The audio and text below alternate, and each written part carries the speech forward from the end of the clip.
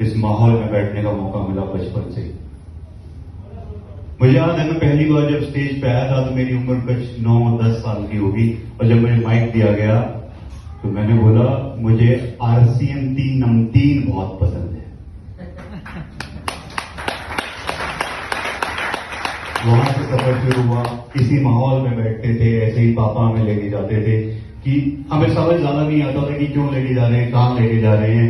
चिड़चिड़ा भी महसूस करते थे कि हमारा काम नहीं है, लेकिन फादर साहब इस माहौल में हमें बचपन से बिठाते थे। और जब इस माहौल में बैठते थे तो समझ आता था कि इस जिंदगी में जो भी व्यक्ति स्टेज पे आके बात कर रहा है वो सिर्फ इसलिए पहुंचा है क्योंकि उसने कुछ सीखा है। और ये समझ आने लगा कि अगर वो कर सकता है तो मैं भी कर सकता हूं। ये समझ आने लगा कि अगर वो सीख सकता है तो मैं भी सीख सकता हूं। और मेरा मानना है आप लोग अगर यहाँ बैठे हैं तो आप लोग भी सीख सकते हैं और यहाँ पे आके भाषण दे सकते हैं, अपनी स्टोरी शेयर कर सकते हैं, ऐसा मैं मानता हूं। जब सफर आगे बढ़ा मुझे याद है मेरी पहली फ्लाइट, जिस फ्लाइट में पूरा RCM परिवार जा रहा था, दिल्ली से श्रीनगर की फ्लाइट थी वो। 2-2.5 घंटे की फ्लाइट। जब व्यक्ति पहली बार फ्लाइट में बैठता है तो बहुत सारा रोमांच रहता है, बहुत सारी एक्साइटमेंट रहती है। उस एक्साइटमेंट के बीच मुझे लगा कि एक्साइटमेंट को बढ़ाने के लिए कोई मूवी, कुछ माहौल बना जाए फ्लाइट में। और जब मैं ऐसे ही RCM परिवार के एक सदस्य के साथ पापा का लैपटॉप लेके फ्लाइट में बैठा हुआ था तो मैंने सोचा एक मूवी देखी, 2-2.5 घंटे का सफर, वह रोमांचक सफर बन जाएगा। और जब मैं लैपटॉप खोला, लैपटॉप में 5 फोल्डर थे और 5 फोल्डर्स में 5 मूवीज थी। और लास्ट में एक मूवी थी जिसका नाम था द सीक्रेट। क्या नाम था? The secret. मैंने उस फोल्डर को खोला कि कुछ रोमांचजनक होगा, कुछ एक्साइटिंग होगा। पहली फ्लाइट है विशाल, इस फ्लाइट को यादगार बनाते हैं, कुछ देखते हैं, मजा आए। जब मैंने वो फोल्डर खोला द सीक्रेट, वो कोई एक आम वीडियो नहीं थी, वो एक ऐसा रहस्य था, वो एक ऐसा सीक्रेट था जो वो उस फोल्डर के अंदर था और जिसे मैंने 9 या 10 साल की उम्र में देख लिया। और वो रहस्य ऐसा था जो इस पूरे ब्रह्मांड में किसी भी सक्सेसफुल आदमी ने, कामयाब आदमी ने कामयाबी पाई है तो उस रहस्य को अपनी जिंदगी में लगाया है। ये मैंने जाना 9-10 साल की उम्र में, क्योंकि इस सिस्टम की वजह से वो वीडियो, वो मूवी वहां पे थी। जानना चाहते हैं? yes! वो सीक्रेट था कि आप अपने माइंड को, अपने सबकॉन्शियस माइंड को किस तरीके से ट्रेन कर सकते हैं कि जो यहां पे है वो आपकी असलियत में हो जाए। करना चाहते हैं? yes! मैं भी करना चाहता था। समझ, वीडियो देखी, कुछ समझ आया, कुछ समझ नहीं आया। उसके बाद जब ट्रिप खत्म हुई तो समझ आया कि द सीक्रेट कोई सिर्फ वीडियो नहीं है, इसके ऊपर एक किताब है, वर्ल्ड की best seller the secret by Rhonda Byrne. उसके बाद वो पढ़ी, इस सिस्टम की वजह से पढ़ी। इस सिस्टम ने कैसे वो चेंजेस लाए, थोड़ा सा शेयर करना चाहूंगा आपके साथ। जब पापा का लेवल धीरे धीरे RCM में बढ़ा, शुरुआत में जींद में रहा करते थे, पापा केबल टीवी का काम करते थे। सुबह जाते थे, शाम को घर आ जाते थे। अच्छे से बातचीत होती थी, कभी कभी चिड़चिड़े होके भी आते थे। और धीरे धीरे माहौल ऐसा बना कि पापा ने RCM ज्वाइन किया। और जो व्यक्ति सुबह जाके शाम को आता था, वो व्यक्ति एक दिन घर नहीं आ रहा है, वो पापा 5 दिन घर नहीं आ रहे हैं, वो पापा 10 दिन, 15 दिन, 25 दिन घर नहीं आते थे जब RCM की शुरुआत की। लेकिन आज माहौल ऐसा है कि पापा कहते हैं बेटा अगला ट्रिप कहां बनाना है, उतना टाइम नहीं लगेगा।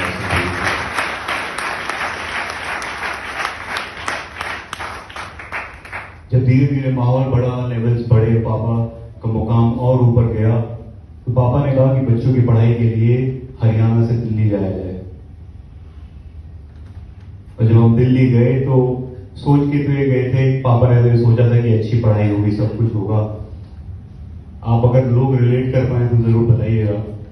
जब मैं 8वीं क्लास में जींद में रहते हुए जिस तरीके का मेरा बोलचाल था, जिस तरीके की मेरी बातचीत करने का तरीका था, वो दिल्ली के बच्चे नहीं समझते। जब मैं दिल्ली में जाके अड़े उड़े आड़ा जब मैं बात करता था तो मुझे ऐसी नजर से देखते थे कि ये कहां से आदमी आ गया है, कौन से प्रलोभ से उठ के आया है, इसको बात करने की भी तमीज नहीं। मेरा वो नॉर्मल सेंस था क्योंकि मैं ऐसे ही माहौल में हम सब जानते हैं हरियाणा में हमारी टोन थोड़ी हैवी रहती है और बाहर के लोग नहीं समझते, लगता है गुस्सा कर रहा है। और ऐसा मैं महसूस करता था जब 8वीं क्लास में जब दिल्ली पहुंचा और बच्चे ऐसे देखते थे कि ये हमसे अलग है। बट इन मीटिंग्स में, इस माहौल में पापा हमेशा लेके आते रहते थे, तो ये चीज हमेशा बैठी हुई थी कि विशाल अगर आज ऐसा है तो एक दिन ऐसा होगा जब तुम सीखोगे और इनसे बेहतर हो जाओगे, इनसे बेहतर हिंदी में बात करोगे, इनसे बेहतर अंग्रेजी में बात करोगे। और सिस्टम का हिसाब है कि आज मैं हिंदी में तो बात कर ही सकता हूँ, I can speak in English properly as well. ये सिस्टम देता है, ये सिस्टम का साथ देता है, ये मीटिंग देती है। इस सिस्टम ने मुझे 9-10 साल की उम्र में लॉ ऑफ अट्रैक्शन समझा दिया गया। और जब मैंने लॉ ऑफ अट्रैक्शन समझा, ऐसे ही किसी मीटिंग में किसी टेप कोई रिकमेंड की गई होगी जिसकी वजह से वो फोल्डर पापा के लैपटॉप में था। जब लॉ ऑफ अट्रैक्शन समझाया तो ये Haryana to Haryanvi to Hindi, Hindi to English, ये सफर लॉ ऑफ अट्रैक्शन की वजह से पूरा हो। जब आगे बढ़े तो समझ आया कि 12वीं के पेपर आए हैं और पापा ने बोला कि बेटा इस बार नंबर नहीं आया ना तो मार पड़ेगी। और जो बच्चा जिसके कभी 60-70% से ऊपर नहीं आते थे, उसको समझ आया कि विशाल इस बार तो करना पड़ेगा, ये तो आखिरी बार है। सुना होगा ना कि 12वीं कर लो उसके बाद ऐश ही ऐश है। तो ऐसा हमारे पापा कहते थे, तो हमने कहा चलो आज नहीं तो कल एक बार हमने देखा कि अंग्रेजी सीख ली है तो क्यों ना लॉ ऑफ अट्रैक्शन वापसी लगाया जाए, क्यों ना लॉ ऑफ अट्रैक्शन वापसी इस्तेमाल किया जाए। मैंने टारगेट सेट किया कि 12वीं में मेरे नंबर हो गए 90%। अगर आप मुझसे रिलेट करते हैं तो अगर आपके कभी 60-70 की रेंज में अगर आप रहे हो, एवरेज स्टूडेंट रहे हो, तो 90 सोचना भी दिमाग से परे था। लेकिन उस किताब में बताया गया था कि सोच लो हो जाएगा। सोचो, अपने माइंड को ट्रेन करो। मैंने ये सिर्फ किताब को फॉलो किया, सोच लिया और एक A4 साइज शीट पे 90+% चिपका दिया। जिस बेड पे मैं सोता हूं उसके सामने 90%, जिस वॉशरूम में जाता हूं उस पे वहां पे 90%, जिस शीशे में अपने आप को देखता हूं वहां 90%, जिस किचन में जाके मैं खाना खाता हूं हर जगह मैं 90% चिपका दिया। क्यों? क्योंकि इस सिस्टम में बैठा था, इस सिस्टम में कुछ बताया गया था कि लॉ ऑफ अट्रैक्शन काम करेगा। जानते हैं 12वीं में कितने नंबर आए? 90.5%। सिस्टम ऐसी एजुकेशन देता है, ऐसी रिकमेंडेशन देता है जिसको आप अगर इनकैश कर लें तो it can change your life. Brief में लॉ ऑफ अट्रैक्शन बताना चाहूंगा। लॉ ऑफ अट्रैक्शन 3 चीजों का काम करता है, आस्क, आंसर एंड रिसीव। जब मैंने 12वीं के लिए मांगा कि मेरे को 90% से ऊपर चाहिए तो मैं सृष्टि से मांगा। सिचुएशन कुछ ऐसी बनी कि दोस्त यार थोड़े दूर होने लगे क्योंकि एग्जाम्स पे ना टाइम पास आ रहा था।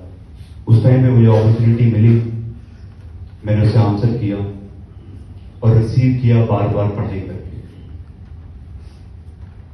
और आप ये मानिएगा कि अगर आप यहां बैठे हैं और यहां जितने भी लोग आए सभी ने कहीं ना कहीं इस सिद्धांत को अपनाया है। उन्होंने मांगा है, उन्होंने टारगेट सेट किए हैं, उन्होंने जवाब दिया जब अपॉर्चुनिटी आई है और उन्होंने जो अपॉर्चुनिटी पकड़ के रखी और उसमें काम कर रहे हैं। यही सीधा साधा लॉ ऑफ अट्रैक्शन का सिद्धांत है। और आप लोग भी अगर यहां बैठे हैं तो मुझे पता है कि आप सब ने मांगा है कि आपको फाइनेंशियल फ्रीडम चाहिए, कि आपको सेफ्टी चाहिए, कि आपको सिक्योरिटी चाहिए, कि आपकी नेक्स्ट जनरेशन भी वो बिजनेस बिल्ड कर सके जहां पे आप उसे छोड़ रहे हैं। ये आपने मांगा है, इसीलिए आप यहां पे हैं। और ये सृष्टि आपको अपॉर्चुनिटी देती है जो ये आसीन है।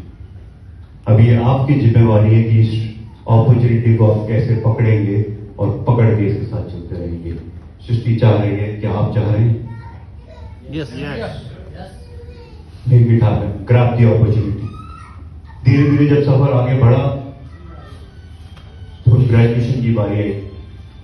ग्रेजुएशन में मेरा रूटीन बहुत ज्यादा खराब था। सुबह 10 बजे उठता था, जो आमतौर पे बच्चों का रूटीन रहता है। 10-12 बजे उठते थे, कॉलेज जाते थे, 2-4 क्लास अटेंड करते थे, दोस्तों के साथ इधर उधर मस्ती करते थे और रात को आके खाना खा के इंस्टाग्राम फेसबुक चला के सो जाते थे। ये मेरा रूटीन रहता था आमतौर पर। लेकिन मैं हर किस तरीके का मेरा रूटीन रहा हूं, मैं कुछ भी अपनी लाइफ में फॉलो कर रहा हूं, मैं इन मीटिंग्स इन सेमिनार से कभी फादर साहब ने दूर नहीं जाने दिया। और जब उस रूटीन के साथ भी मैं अपनी लाइफ जीता था तो एक ही चीज आती थी दिमाग में कि विशाल तू इस सब के लिए नहीं बना है। जब तू उस मीटिंग में बैठता है तो तेरे अंदर जो चलता है तो कितना बड़ा इंसान बन सकता है वो तुझे करना पड़ेगा। ये सोच, ये माइंडसेट डेवलप होता था। और ऐसे ही किसी माहौल में बैठा हुआ था जब स्टेज से रिकमेंडेशन आई किताब की 5 AM क्लब। 5 AM क्लब मेरे लिए अपॉर्चुनिटी आई थी। आस्किंग में मांग रहा था मुझे अपनी जिंदगी चेंज करनी है। अपॉर्चुनिटी आई, कोई रिकमेंडेशन स्टेज से 5 AM क्लब। वो 5 AM क्लब की रिकमेंडेशन उस हॉल में बैठे हुए सभी लोगों के पास गई, लेकिन क्या सबने उसे ग्रैब किया? नहीं। आप जो चाहते हैं वो सृष्टि आपको देगी, अपॉर्चुनिटीज आपको देगी। इट्स अप टू यू कि आप उसे ग्रैब करके कंटिन्यू एफर्ट डालेंगे। Exactly. 5 AM क्लब ऐसा अपॉर्चुनिटी आया, पढ़ी। जो व्यक्ति 10-10 बजे उठता था, पूरे दिन अपना मस्ती करता था, 1-2 क्लास कर लेता था, उसका रूटीन कुछ ऐसा बदला कि सुबह 5 बजे उठ के अपने ऊपर काम करने लग गया। जिस तरीके से मैं चलता था, जिस तरीके से मैं बात करता था, जिस तरीके से बोलता था, उसके ऊपर काम करने लग गया। और उसका परिणाम ये था, जब मैं अपनी ग्रेजुएशन के बाद पोस्ट ग्रेजुएशन MBA मैंने अपनी one of the best college of India से की, RC Mohan institute of management studies. जब मैं वहां गया तो मुझे टीचर, मेरे दोस्त यार बोलते थे कि विशाल तेरे में कुछ अलग है, तेरे में कॉन्फिडेंस थोड़ा ज्यादा है, तू कुछ अलग ढंग से बात करता है, अलग ढंग से चलता है। उन्हें तो मैं क्या बताता, ये ढंग नहीं है, ये RC में जीने का सलीका है।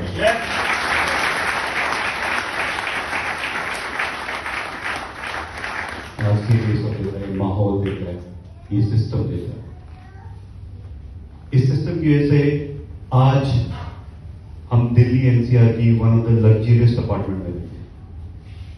हमारे साथ वो लोग रहते हैं जो रिटायर्ड मार्शल्स, जो बड़ी बड़ी कंपनियों के मैनेजिंग डायरेक्टर, CEO, CXO और बड़े बड़े बिजनेसमैन जिनके 200, 500, 1000 करोड़ के धंधे, एक व्यक्ति, उनके बीच में हम रहते हैं। और जब उनके बीच में रहते हुए मैं उनसे बात करता हूं, क्योंकि मेरे दोस्त यार 25-26 उम्र के जो मैं देखता हूं सेकेंड जनरेशन को, तो कोई भी व्यक्ति जिसका 100 करोड़, 500 करोड़, 1000 करोड़ का भी धंधा है, जिस तरीके का टाइम फ्रीडम, जिस तरीके का माइंडसेट, जिस तरीके की सेफ्टी सिक्योरिटी ये RCM देता है, वैसा कुछ नहीं देता।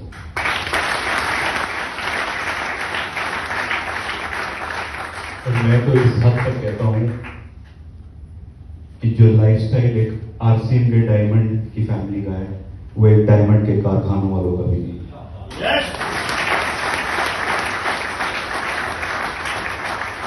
ये सिस्टम देता है, इस माहौल में बैठना देता है। इस सिस्टम के साथ प्लग इन हो जाएगी। सिस्टम बोलता है कि ये बिजनेस जो है ये लीडरशिप का बिजनेस है।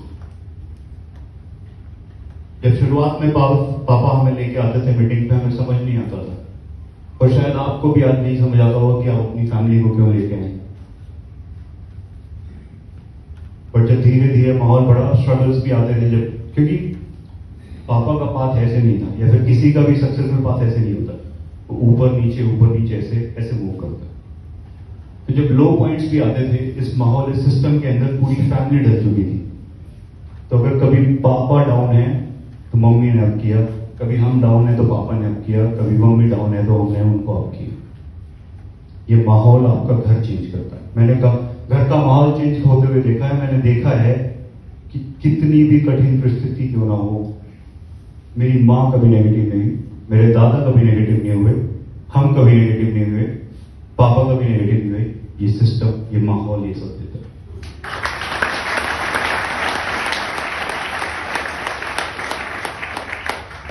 जब यहाँ बताया जाता है कि this is a business of leadership, leadership का बिजनेस है, अपने आप को डेवलप कीजिए, अपनी सेल्फ ग्रोथ पे काम कीजिए, आपका बिजनेस ग्रो करेगा। बट इसकी शुरुआत कहां से होगी? इसकी शुरुआत होगी जब आप अपनी फैमिली में इन्वॉल्व करें। Be a leader at your home first. अपने घर में एक लीडर बनिए, तभी आपकी टीम यहाँ पे लीड कर पाएगी। Yes. जब भी हम इस सिस्टम में रहते थे, ये सब चीजें सुनते थे, समझते थे, तो एक चीज समझ आने लगती थी कि इस दुनिया में कुछ भी नामुमकिन नहीं है। सब कुछ सीखा जा सकता है और सीखने के बहुत सोर्सेज हैं। आज तो बहुत ही ज्यादा सोर्सेज हैं। किसी ने यूट्यूब चैनल का नाम सुना है? यूट्यूब चैनल डायरेक्ट सेलिंग, क्या चैनल नाम है? Chat with Surendra. Chat with Surendra once एक ऐसा प्लेटफॉर्म डेवलप कर दिया है फादर साहब ने, जो आपको वो माहौल आपको घर बैठे दे सकता है।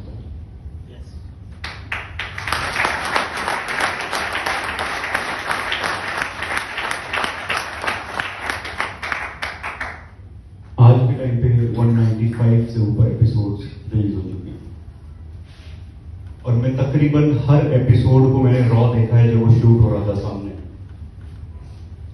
जानना चाहते हैं इन 195 एपिसोड से क्या क्रक्स है? जितने भी बड़े लीडर्स आते हैं वहां पे क्या एक चीज बोलते हैं वो, जो हर लीडर रिपीट करता है? जानना चाहते हैं? Yes. वो कहते हैं कि इस सिस्टम का हिस्सा बन जाओ, ये सिस्टम तुम्हारा हिस्सा बन जाएगा।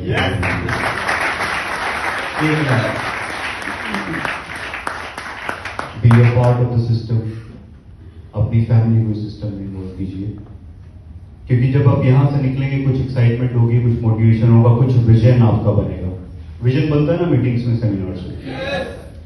कुछ विजन यहां से आप लेके जाएंगे, लेकिन जब बाहर जाएंगे तो कुछ ना मिलेंगी, कुछ हाँ मिलेंगी और बहुत ज्यादा नेगेटिविटी भी मिलेगी।